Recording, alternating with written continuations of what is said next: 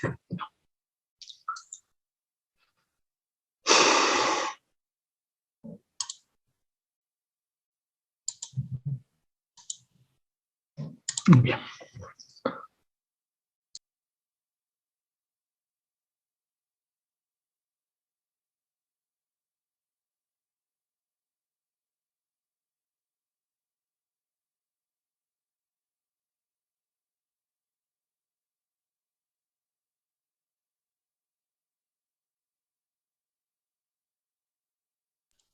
Buenas tardes, jóvenes. Vamos a comenzar nuestra sesión. Mañana no hay clases, ¿verdad?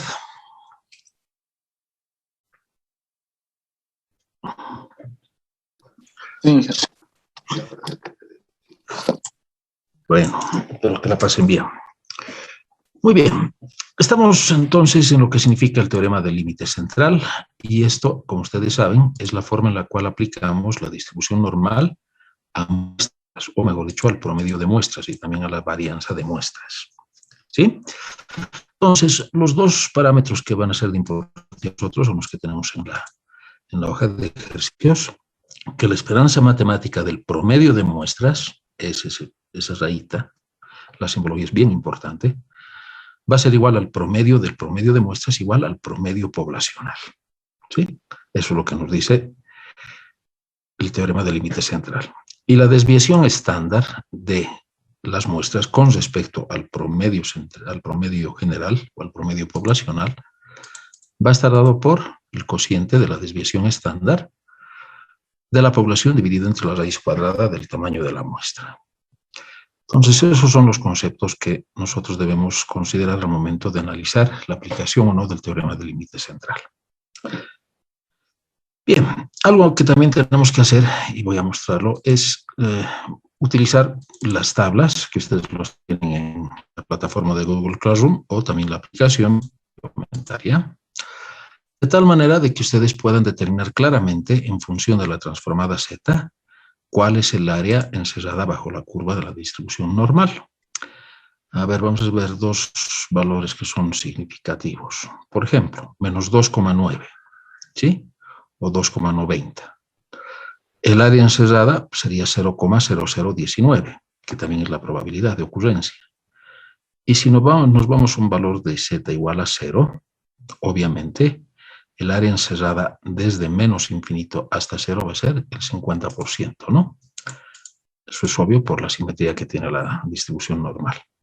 Pero más allá de ello, lo que tenemos que ver es que vamos a trabajar con probabilidades, con valores de Z aplicados a lo que significa el teorema del límite central, es decir, a muestras.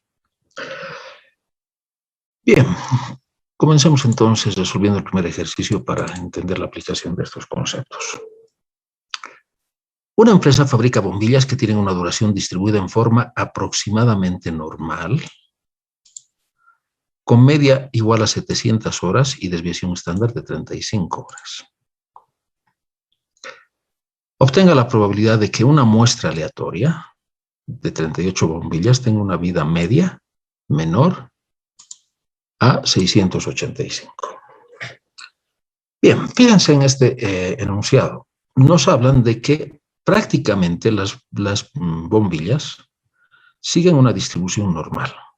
Y consecuentemente nosotros, en base a ello, sabemos cuál es la media poblacional y la desviación estándar poblacional. Entonces, en este ejercicio no habría problema de aplicar la distribución normal directamente. Pero ¿cuál es la diferencia? Que si aplicamos la distribución normal,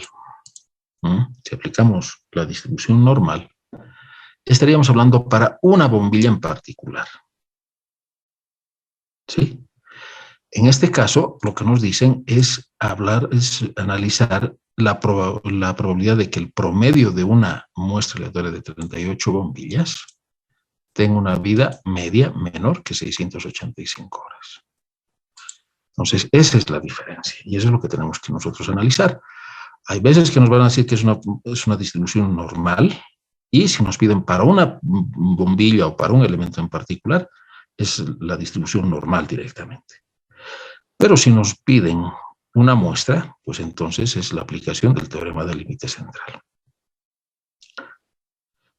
Hecha esa aclaración, entonces, lo otro simplemente es aplicar los conceptos y reemplazar los valores en las ecuaciones para entrar a la distribución o a la tabla de las distribuciones normales o a la aplicación.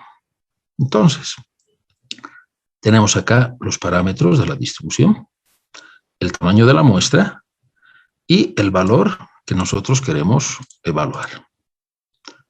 ¿Qué es lo que hacemos? Como estamos hablando de una muestra, aplicamos el teorema del límite central y la transformada Z debería considerar el límite de análisis, que en este caso es el límite superior, porque nos dice menor, o 685 horas, el promedio poblacional y la desviación estándar que le corresponde a la muestra.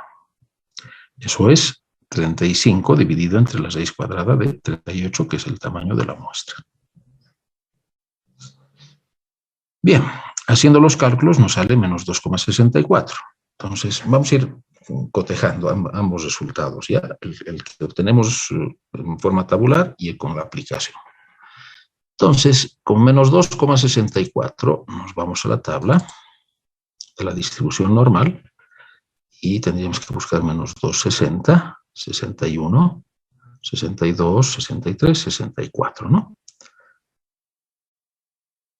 No se olviden, las columnas son las centésimas. Entonces, el área encerrada por debajo de menos 2,60 estaría dado por 0,0041. Bien, ese es el método tabular. Ahora veamos el método con la aplicación. Con la aplicación, ustedes prácticamente tienen que hacer lo que hacíamos con la distribución normal. Buscamos en la aplicación la distribución normal, entonces, y colocamos directamente el promedio poblacional, ¿no? 700. Y en la desviación estándar, la que corresponde al muestreo, que ese valor va a ser de 35 dividido entre la raíz de 38, que nos sale 5,677. X vendría a ser el valor límite, que son 685, y lo que nos piden es la probabilidad por debajo de ese límite. ¿Le sale el mismo resultado? O por lo menos similar. Ingeniero, sale 0,00412. Muy bien. Entonces, como ven, los dos métodos son válidos. El problemita que tenemos con las tablas es que en algún momento nos limitan. ¿Por qué? Porque son tablas que han sido obtenidas para algunos valores, no para todos los valores. Y eso hace de que no sean tan confiables o que tengamos que hacer interpolaciones internamente. Eso vamos a ver en un momentito. Entonces, como ven, la aplicación del teorema del límite central no tiene mayor complicación, simplemente es en la comprensión del enunciado que tengamos en el problema. Y no se olviden, a veces nos pueden decir de que sigue una distribución normal. Entonces, si es para una bombilla, pues tenemos que aplicar la distribución normal como tal, ¿no? La transformada Z. Pero si nos hablan de una muestra, inmediatamente es el TLC. En clases también habíamos dicho que el tamaño de la muestra que es aceptable es que sea mayor o igual que 30, ¿no es verdad? Algunos autores manejan 25, y para ser más confiado nuestro análisis, es preferible manejar 30. Entonces, ¿qué pasa si el tamaño de la muestra es pequeña? Y además, en algunos casos, podría darse la situación que no conozcamos la desviación estándar poblacional. Entonces, nosotros lo vamos a tener que estimar en base a la muestra. ¿Sí? Y nuevamente, si asumimos que tomamos una muestra de tamaño pequeño, en este caso menor que 25, de una población normal con media mu y desviación estándar S o sigma, entonces nosotros podríamos estimar la probabilidad de ocurrencia de un evento, ¿sí?, siguiendo una curva normal. Pero, como nuestra muestra ya es pequeña, la distribución normal como tal no nos sirve, porque es la ideal. Y acá ya tendríamos errores inducidos por el tamaño de muestra y eventualmente por no conocer la desviación estándar poblacional, tal como la conocíamos en este problema. Por lo tanto, en estos casos, nosotros debemos utilizar también una distribución simétrica, pero que es un poquito más ancha o más holgada, de tal manera que nos permite asumir el error que se comete por el tamaño de muestra y eventualmente por estimar la varianza poblacional considerando la varianza muestral, por eso es el S. ¿Sí? Entonces, esa curva viene a ser la distribución t-student. Y para resolver problemas como el que hemos visto anterior, cuando el tamaño sea n y nuevamente, si no conocemos la varianza, pues aplicamos la distribución t, que va a estar en función de dos parámetros, la probabilidad, que es alfa, y los grados de libertad. Y los grados de libertad significan, tal como lo habíamos visto en estadística, el tamaño de la muestra, que sería n, pero menos 1, ¿no? Porque así es como calculamos la desviación estándar. ¿De acuerdo? Entonces, la tabla que le corresponde a la distribución t-student, también la tenemos en las tablas que se encuentran en la plataforma, y es esta, la distribución t. Esta tabla, a diferencia de la distribución normal, no calcula las probabilidades según un valor z o un valor t en este caso, ¿no? Sino que lo calcula en base a los grados de libertad, no al tamaño de la muestra, sino a los grados de libertad, eso es n-1, y al área o la probabilidad por encima del t calculado. Pues como ustedes pueden ver, en este caso sería 40%, lo que está por debajo sería 60, 30, 20, 15, 10, 5% sería 95% por debajo, 0,025 sería 97.5 por debajo,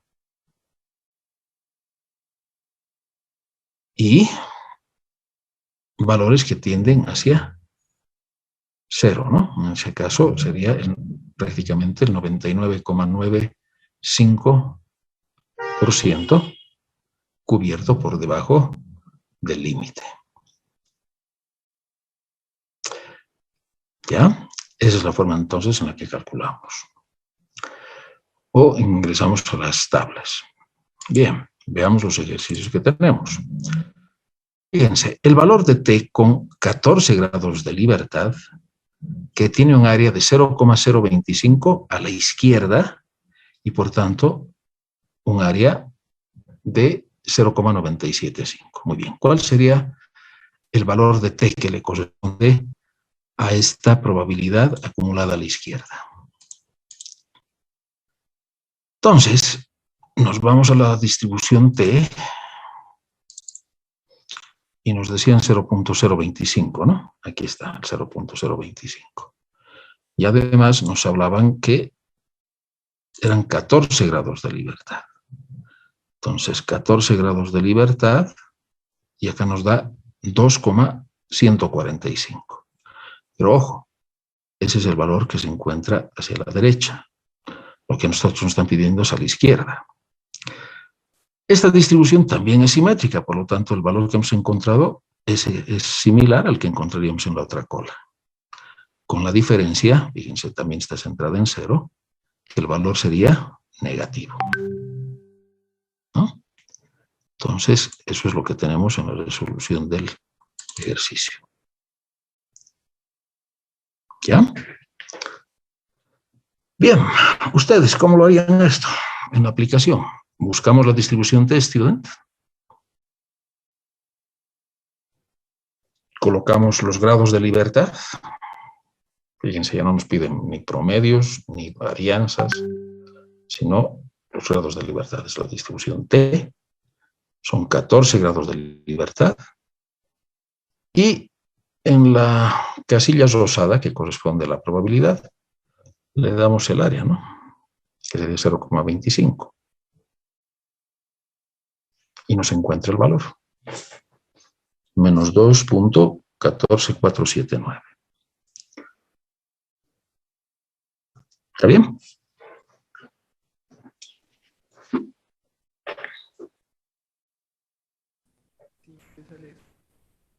Sencillo, ¿verdad? Veamos el ejercicio 3. Nos dicen, encuentra la probabilidad de un valor, no nos dan grados de libertad, ojo, y nos dicen que esté por debajo del valor de t calculado para 0,05 y por encima del valor que esté calculado de 0,025. Muy bien, no se olviden que el valor de t sí nos da el área por encima o a la derecha. ¿Sí? Entonces, en el ejercicio que nos piden, nos estarían pidiendo qué probabilidad, la acumulada hasta ese valor, sería de 0,95, ¿verdad? No se olviden, eso está por encima. Y el que esté por encima de 0,025 es el acumulado hasta 0,025. O, si se quiere, 0,975. ¿No? El acumulado por encima. Muy bien. Entonces, acá tendríamos 1 menos 0,05, que vendría a ser el 0,95, lo cubierto hasta este punto, más o menos. O sea, mi consejo es siempre hagan un bosquejo de la distribución normal o de la distribución estudiante para ubicar cuál es el área que le estarían pidiendo. En este caso sería entre 97,5, toda el área, menos el acumulado hasta 0,0025. Y es eso. 0,95, no 97, 0,95 menos el acumulado hasta acá, que es 0,025. Y nos estarían pidiendo entonces un área de 92,5%.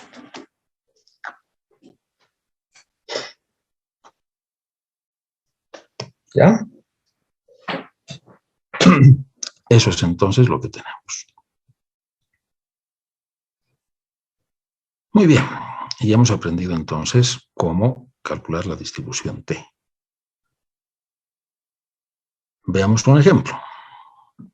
Nos dicen, un fabricante de fusibles asegura con una sobrecarga del 20%, sus fusibles se fundirán al cabo de 12,4 minutos en promedio. O sea, no son exactamente. Algunos van a durar un poco más, algunos van a durar un poco menos. Por eso nos dicen en promedio. Bien, esa es la afirmación que hace el fabricante. Ahora nosotros queremos comprobar si lo que él dice lo podemos validar o no. Entonces, para probar esta afirmación, una muestra de 20 fusibles fue sometida a una sobrecarga de 20%. Y los tiempos que tardaron en fundirse tuvieron un promedio de 10,63, con una desviación estándar de 2,48. Entonces, una muestra, inmediatamente, teorema del límite central.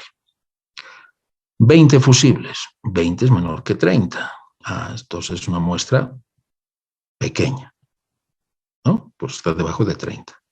Entonces, en vez de utilizar la distribución normal, tengo que utilizar la distribución t-student. Y la desviación estándar, fíjense, la desviación estándar también es obtenida de la muestra. Doblemente confirmado que tengo que utilizar la t-student de 2,48 minutos. Si se supone que los datos constituyen una muestra aleatoria de una población normal, ojo, esto no significa que los datos provengan de una distribución normal, sino que los promedios de muestras tienden a seguir una distribución normal, pero como son muestras pequeñas, tienden a seguir la distribución t-student. ¿De acuerdo? Entonces, en base a esta muestra, ¿apoyamos o refutamos lo que dice el fabricante? Que si hay una sobrecarga, se fundirán al cabo de 12,4 minutos en promedio, ¿no? Bueno, por lo que hemos visto, se funden a 10,63. Pero esta desviación estándar nos hace pensar, ¿no? Porque si le sumamos, estaríamos más o menos en lo que dice el fabricante. Hay la duda. Bien, entonces hacemos nuestro análisis o nuestro test. Tenemos la media muestral, la media poblacional, que es lo que afirma el fabricante. La desviación estándar muestral, el tamaño de la muestra, y en base al tamaño de la muestra encontramos los grados de libertad, que vendrían a ser 19. Por lo tanto, al ser una muestra pequeña y estar utilizando la varianza o la desviación estándar muestral, debemos utilizar T. Pero el cálculo es el mismo, ¿eh? No hay gran diferencia. Prácticamente es el mismo. Entonces, lo que nos sale es menos 3,19. ¿Eso a cuánto va a corresponder? Muy bien, entonces necesitamos los grados de libertad y el valor de T. Y nos vamos a la tabla. Entonces, la distribución T-Student son 19 grados de libertad. Y tendríamos un valor de ¿cuánto? De menos 3,19. Pero esta tabla solamente es para la parte superior, por lo tanto, trabajamos con el valor absoluto. Y buscamos, ¿no? 19, no hay. Estamos, fíjense, con 0,025. Continuamos. Entonces, 19. Y estaría por acá, ¿no? Esto ya está en 3,17,4 y 3,88. Está por acá, en este rango. ¿Qué tendríamos que hacer en estos casos? Interpolar, ¿no? Porque el valor que hemos encontrado era menos 3,19. Entonces tendríamos que hacer una interpolación de una recta entre estos dos valores y estas dos probabilidades. Muy bien. El otro método es utilizar la aplicación.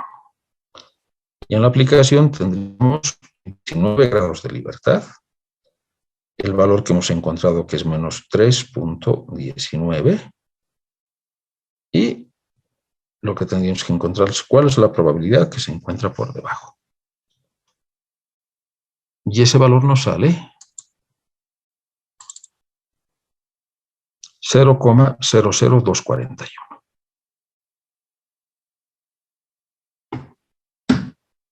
¿De acuerdo? Muy bien. Ahora, ¿cuál es la conclusión, jóvenes? Fíjense. Si es que los fusibles se fundirían alrededor de 12,4, la probabilidad acumulada hasta 10,63 debería ser una probabilidad significativa. Pero no, es una probabilidad que tiende a 0. Entonces, lo que nos dice el fabricante no puede ser validado. Ojo, no estoy diciendo ni que es un engaño ni que nos mienten. ¿Por qué? Porque estamos trabajando con una muestra. Necesitaríamos hacer más muestras para ver cuáles son los valores que se van obteniendo. Pero, en base a esta muestra, vemos que no podemos aceptar lo que nos dice el fabricante. Y en todo caso, los fusibles se funden en un tiempo menor a los 12,4 en promedio. ¿Cuánto es ese valor? Ese ya es otra cosa.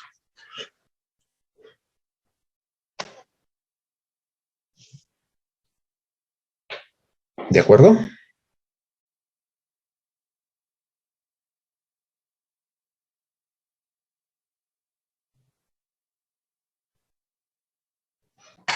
¿Alguna pregunta?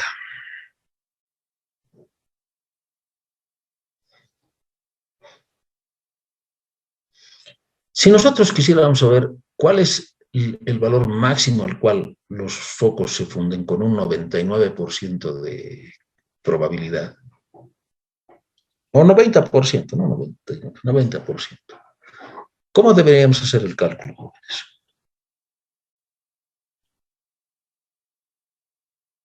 ¿Alguna idea?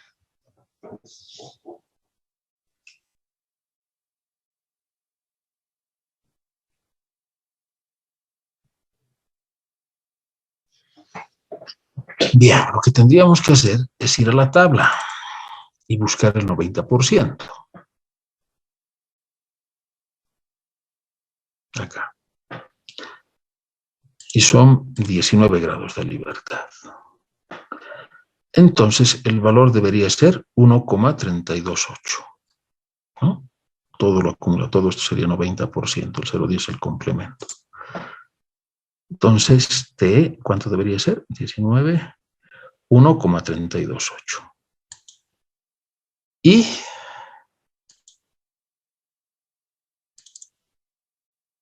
ese valor deberíamos empezarlo acá y ver cuál sería el promedio muestral. Eso no nos lo va a hacer la aplicación. La aplicación, en todo caso, nosotros tendríamos que utilizarla como con 19 y buscar .90 para que nos dé el 1,32 y además le está dando el área sombreada. Entonces 1,32773 por 2,48 dividido entre la raíz de 20 nos da 0,73, ¿no? Más 12,4 y nos daría 13,13. Entonces, ese valor es mucho mayor a los 12,4, ¿no? Parece que los fusibles se funden a tiempos mayores.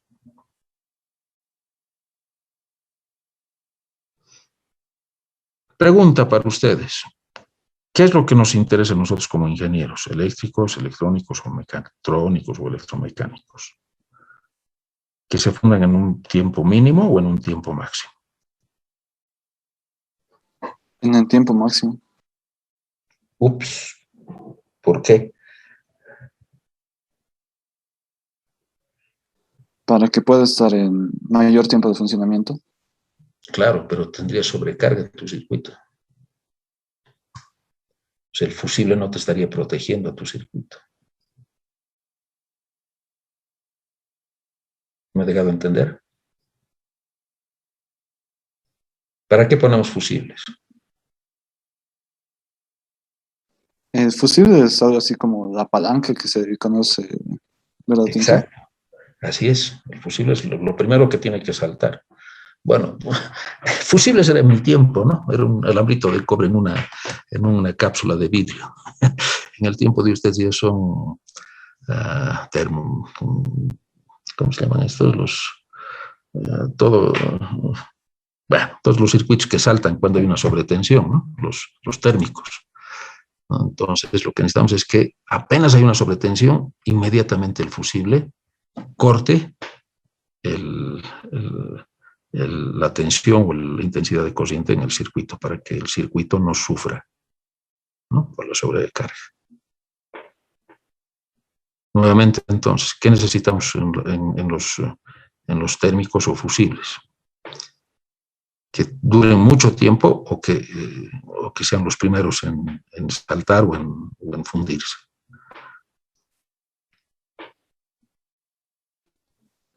Que en el menor tiempo posible, Inge. ¿No ve? Para que no se dañe o el daño sea mínimo en el circuito.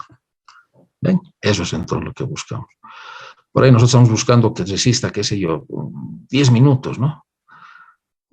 Y nos dicen, esto resiste 12,4, le va a servir. Bueno, parece que no, dura más, mucho más. Eso es. Bien, esa sería la aplicación práctica de este test que estamos realizando. Preguntas sobre el manejo de las tablas o de la aplicación.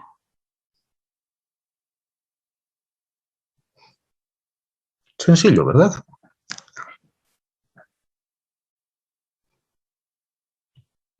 Muy bien. Entonces, vamos a seguir con la explicación de la forma en la cual aplicamos esto. Ahora, hay veces en las cuales nosotros queremos comparar dos poblaciones, ¿sí?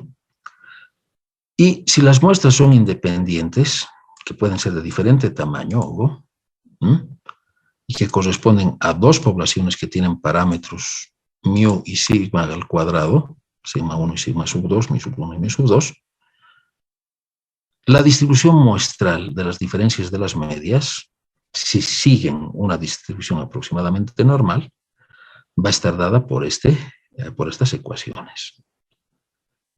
Esto no hay ningún problema, queremos la diferencia. Si las poblaciones fueran iguales, estos valores deberían tender a cero, ¿no? Tanto el de la población como el de la muestra. Si hay una diferencia es que uno tiene una vida promedio mayor. Bueno, no una vida, sino una característica promedio mayor. Y acá viene lo importante. Si las muestras provienen de distribuciones normales con varianzas conocidas, siempre se suman las varianzas. Siempre, siempre, siempre. No se restan. ¿Por qué se suman? Porque están elevadas al cuadrado. ¿Ya? Y obviamente tenemos que dividirlas entre sus tamaños de muestras. Ya vamos a ver que esta fórmula es aplicable en este caso. Hay otros casos donde no se puede aplicar, pero eso lo vamos a ver posteriormente. Entonces, nuestro cálculo de comparación de poblaciones va a estar dada por la diferencia de medias, como se ve en este caso. Y eso es lo que vamos a ver en el ejemplo que vamos a resolver a continuación, pero volviendo de nuestro descanso, porque se me está acabando el Zoom. Entonces son las 17:03, 17:10, ¿está bien?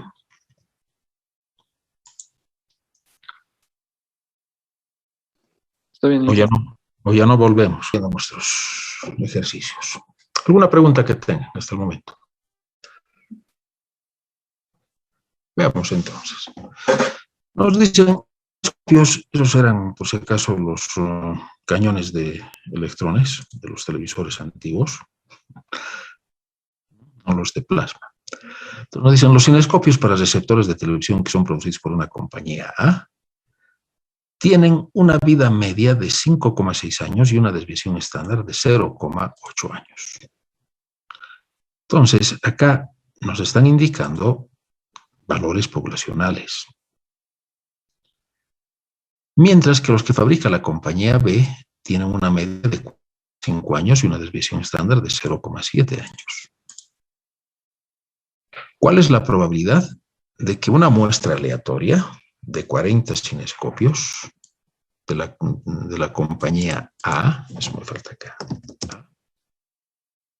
tenga una vida media que sea por lo menos un año mayor que la vida media de una muestra de los 50 cinescopios, que es B?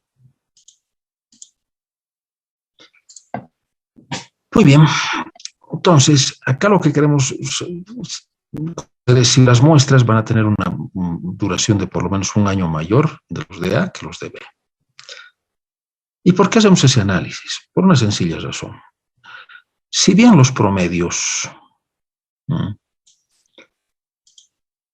nos muestran que los de la compañía A duran más tiempo que los de B, hay desviaciones estándar.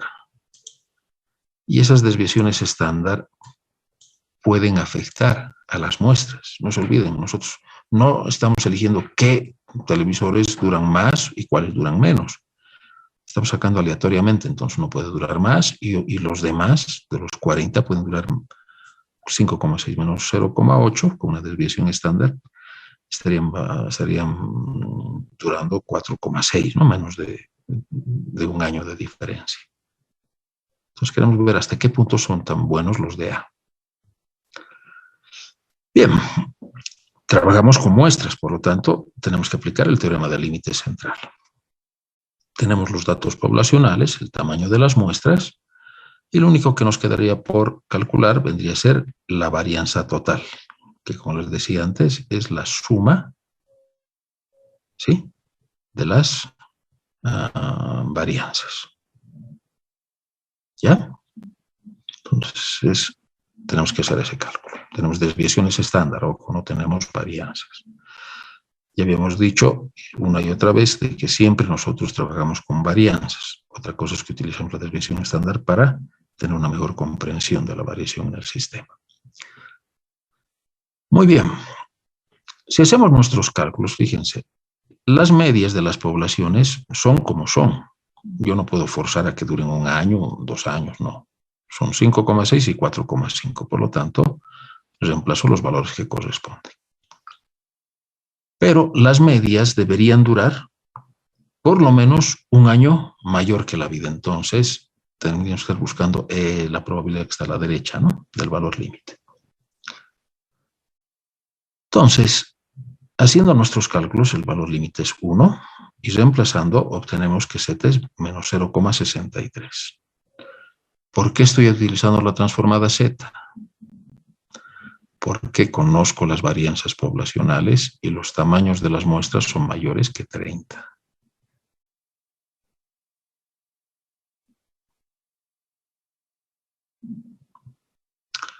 Muy bien, entonces menos 0,63. Ya sea en las tablas o en la aplicación, vamos a encontrar que la probabilidad es de 0,7357. Lo veremos en la tabla, ¿ya? Menos 0,63. Me vengo a las tablas, busco la distribución normal, es la distribución t-student, y vendría a ser la distribución normal. Menos 0,63. 0,660, ¿no? Espero que no se baje mucho. Ahora sí. 60, 61, 62, 63. Y me sale un valor acumulado hacia la izquierda de 62, 63, 0,2643. Por lo tanto, lo que está por encima sería 1 menos 2643. Y eso es 26, 74, 43, 73, 57 aproximadamente. Eso ustedes lo pueden corroborar con la aplicación.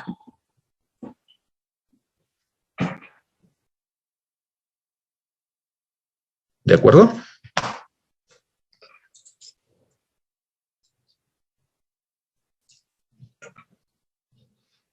Entonces, hay un 73% de probabilidad de que esa muestra, en promedio, tenga una duración mayor a un año que la muestra de B. Pero hay un 24 y algo y fracción de que no sea así.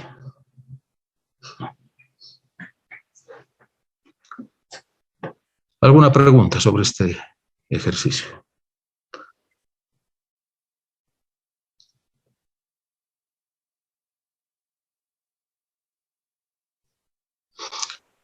Bien, veamos el siguiente.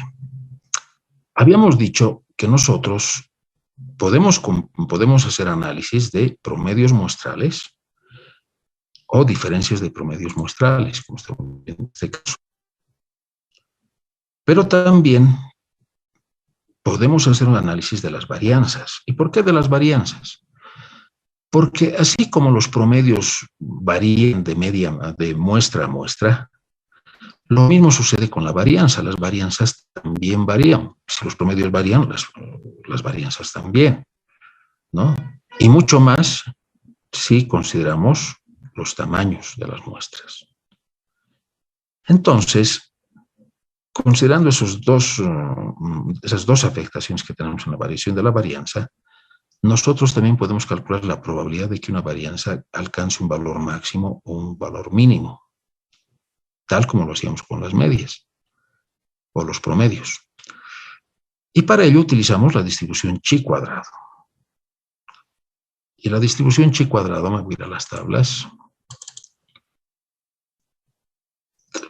Y aquí está. Es una distribución que tiene valores positivos, y eso es obvio, ¿no? Chi cuadrado. La varianza es un valor elevado al cuadrado. Y nuevamente, el cálculo que hacemos es en base a los grados de libertad y al área encerrada hacia la derecha, tal como lo hacíamos con la t-student. Entonces, t-student y chi cuadrado consideran grados de libertad, es decir, que las varianzas provienen de las muestras. Muy bien, hagamos entonces nuestro cálculo. ¿Qué es lo que nos dice? Una óptica adquiere cristales y se sabe que la varianza del índice de refracción de esta clase de cristales es de 1,36 por 10 a la menos 4. ¿No? Eso es el valor que deberíamos tener poblacional. Ya que se necesita que los diversos cristales tengan un índice de refracción muy parecido, la óptica rechaza los cargamentos, o sea, los lotes que les entregan, si la varianza muestral de 30 cristales, muestral, estamos hablando de una muestra, de tamaño 30, elegidos al azar, excede a 2,02. Entonces, acá nos están dando un límite.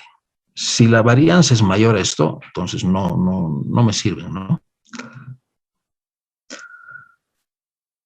Suponiendo que los valores muestrales pueden considerarse como una muestra aleatoria de una población normal, es decir, aplicar el TLC, ¿cuál es la probabilidad de que un cargamento sea rechazado a pesar de que la varianza es de 1,36 por 10 a la menos 4? Entonces, al igual de esto, hay un 73%, pero por el otro lado tenemos un 27%, redondeando, ¿no? 27%. Lo mismo, acá hay una probabilidad de que se rechace ese lote de cristales que se entrega a la óptica. Entonces, n es igual a 30, el tamaño de la muestra, la desviación estándar que se permite es de 2,02 de la muestra, pero la varianza real había sido de 1,36 por 10 a la menos 4. Entonces, aquí están bien identificados los parámetros. Entonces, 30 menos 1 multiplicado por 2,02 por 10 a la menos 4 y la varianza poblacional, 1,36 por 10 a la menos 4.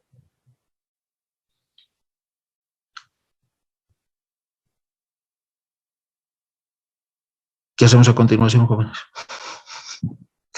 Calculamos el 4307 y tendríamos que irnos a la tabla, ¿no? Era 30 el tamaño de la muestra, por lo tanto tenemos que entrar con 29. Ahora, fíjense, no nos da 29 otra vez. ¿Y cuál era el valor? 4307, 29. ¿No? 29. 4307 está acá.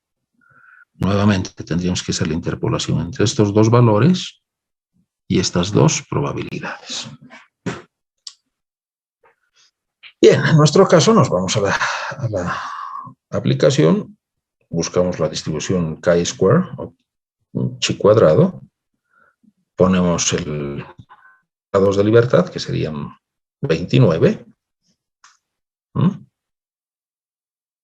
y x, que estaría dado por 4307.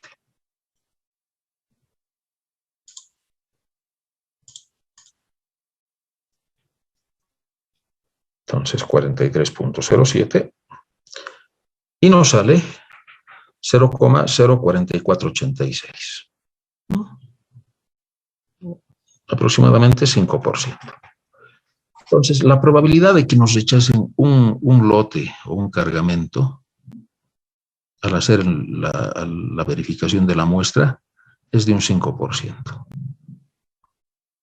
Es una probabilidad baja, ¿no? Siempre está presente, por supuesto, pero es una probabilidad baja. ¿Está bien? El 95% de que nos reciban siempre los lotes. Como anécdota, ¿qué les puedo contar de esto? A ver, estamos hablando del índice de refracción, ¿no es verdad? Esto vendría a ser la curvatura que tienen los lentes. Ustedes lo deben ver eso en óptica, en física 200. El telescopio Hubble, cuando lo lanzaron en el 92, 93, fue un gran evento científico, porque con el Hubble se iban a ver pues, lugares recónditos del universo. Pero les cuento que el lente menor tenía un error de, no recuerdo el valor exacto, pero eran millonésimas de milímetros.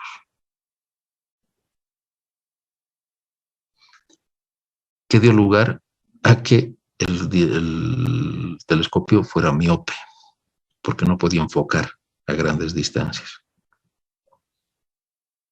Y ese error se dio por las unidades.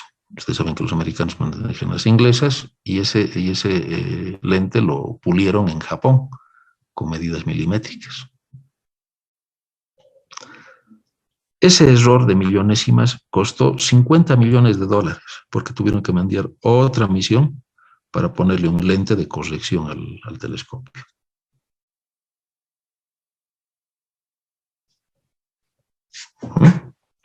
O sea, ustedes me dirán, esto es muy raro que se presente, fíjense, se ha presentado en una de las vanguardias de la tecnología, como es la NASA.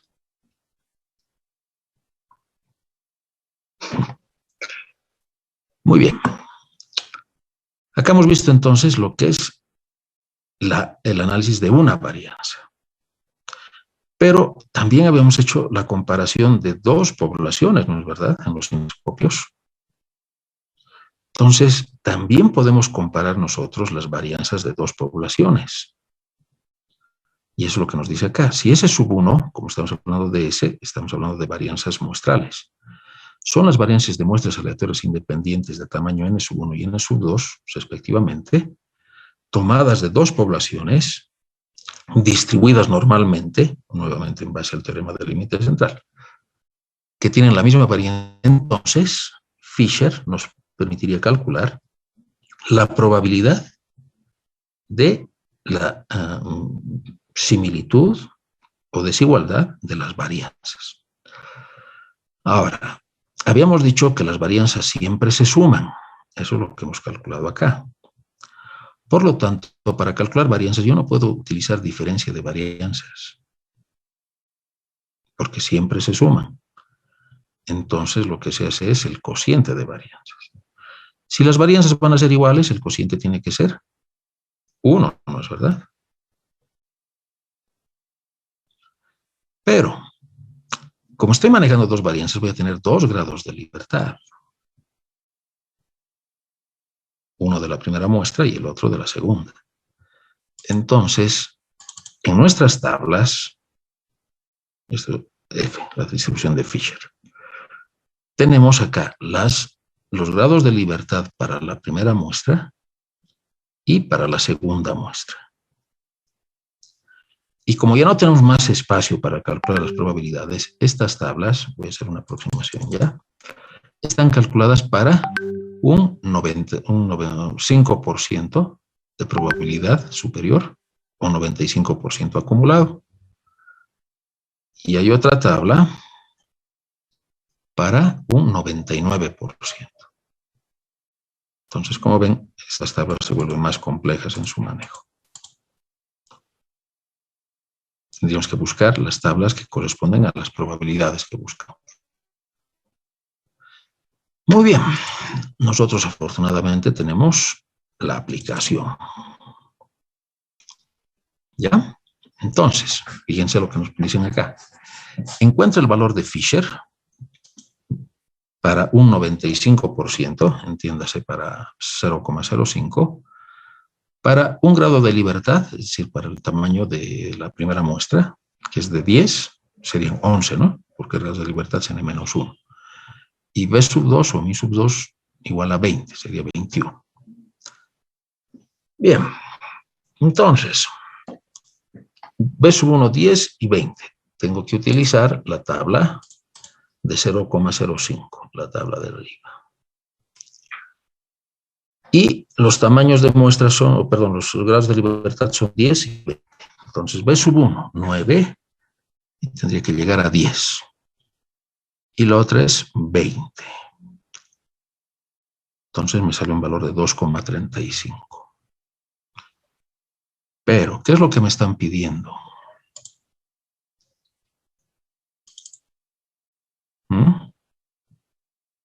¿Qué es lo que me están pidiendo?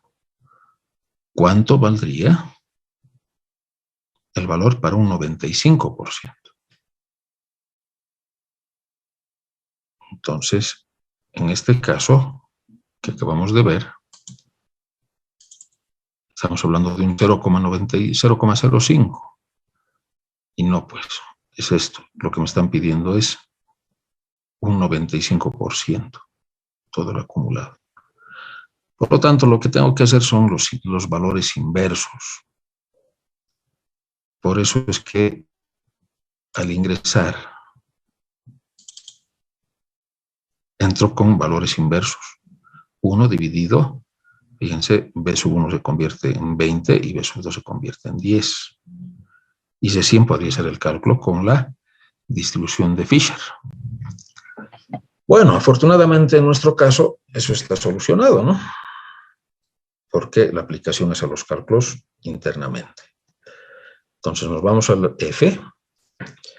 Tenemos 10 grados de libertad para la primera muestra, 20 para la segunda, y queremos una probabilidad de 95%. Y nos sale el 0,36.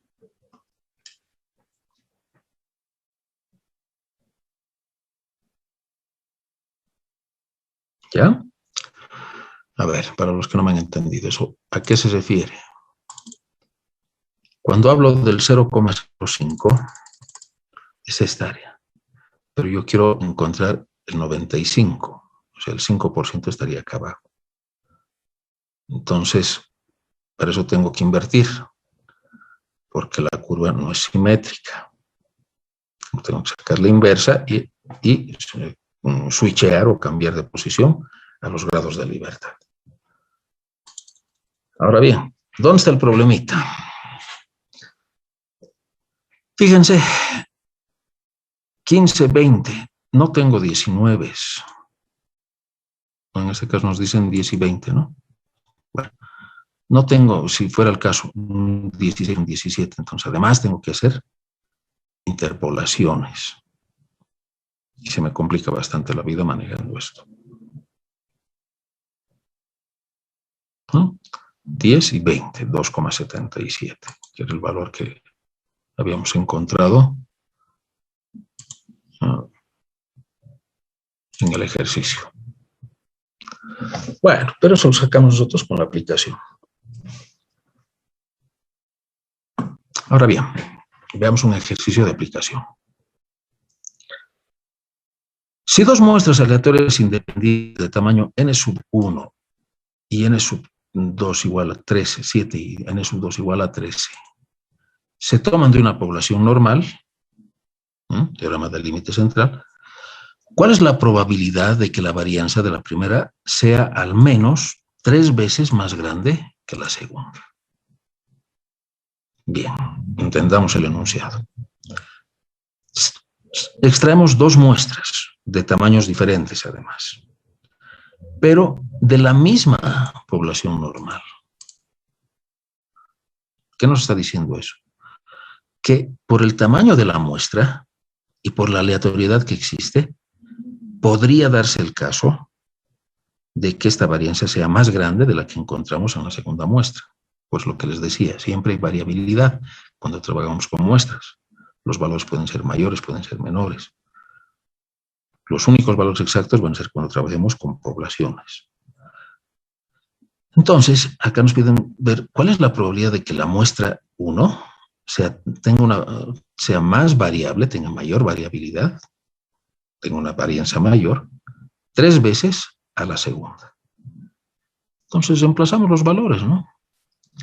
S sub 1 al cuadrado sobre S sub 2 al cuadrado multiplicado por la inversa de las varianzas, es decir, S sub 1 al cuadrado por sigma sub 2 al cuadrado, y lo propio en el denominador. Pero ambas provienen de la misma población normal, entonces las varianzas son las mismas, las varianzas poblacionales son las mismas, porque vienen de la misma población. Y la diferencia solamente se estaría dando en las varianzas. Ahora, mucho cuidado con esto. Nos dice la probabilidad de que la variancia, algunos llaman variancia y otros varianza, sea al menos 3 veces. Si nos hubieran dicho la desviación estándar, este valor tenía que ser 9. ¿Ya? Pero nos están hablando de varianza. Entonces, 3 veces S sub 1 al cuadrado sobre S sub 2 al cuadrado. Como nos dice que son 3 veces S sub 2, es lo mismo que S sub 2, ¿no? Y nos queda F igual a 3. Entonces, nuevamente, nos vamos a la aplicación y ¿Con qué grados de libertad entraríamos? D sub 1, ¿cuánto sería? ¿7 o 6? Ya pues, es lo último que estamos haciendo. 6, sí. Exacto. ¿Ven? Lo he calentado al último esfuerzo. Y los grados de libertad para la segunda muestra son 12, ¿no es verdad? Y el valor de X es 3. Entonces, calculamos la probabilidad y nos da un 95% acumulado.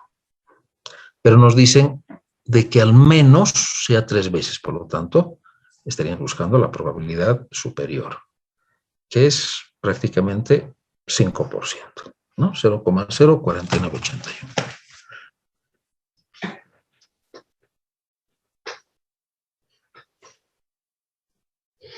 ¿Se ha entendido? Bien, acá lo que estamos haciendo entonces, ya para terminar, es hacer un manejo de las fórmulas, las tablas y la aplicación, de tal manera de que sepamos cómo vamos a confrontar los problemas que se nos vengan en los siguientes capítulos. ¿Ya? Estamos viendo la aplicación del teorema del límite central. Y para ello hemos asumido, tal como hemos visto en estos ejercicios, que conocemos los datos poblacionales. Bien, ¿qué es lo que va a pasar a continuación? Lo que pasa en la realidad. No conocemos las poblaciones. Nosotros conocemos los valores de las muestras. Entonces, en base a las muestras, tenemos que hacer una estimación de los valores poblacionales. Pero eso lo dejo para la próxima semana. ¿Alguna pregunta que tengan, jóvenes?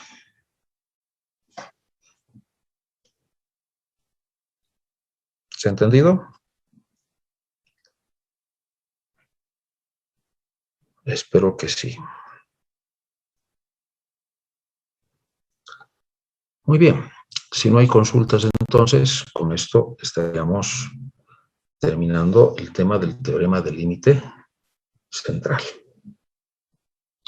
¿De acuerdo? Les agradezco por su atención. Nos vemos el día martes.